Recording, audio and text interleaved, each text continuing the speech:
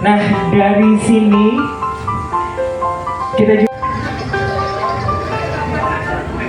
kelapa, ada air dan garam. Satu. Oke.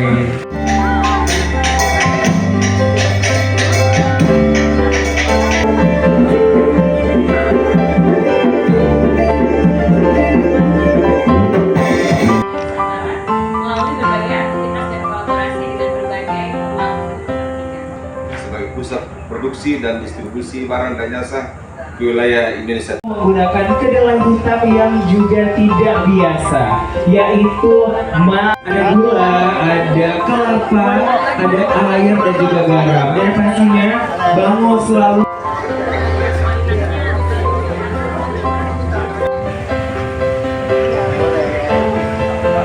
Berdasarkan data yang ada, UMKM yang ada di Provinsi Sulawesi Selatan itu kurang lebih sekitar 1.540.000 sekian. Nah, itu jumlah keseluruhan di setiap kabupaten kota. Akan tetapi ini sudah terbagi yang mana masuk dalam usaha mikro, masuk usaha kecil, dan masuk usaha menengah, ini terbagi. Kalau kecil sendiri sesuai dengan penanganan pemerintah Provinsi Sulawesi Selatan itu hampir kurang lebih sekitar 140 ribu.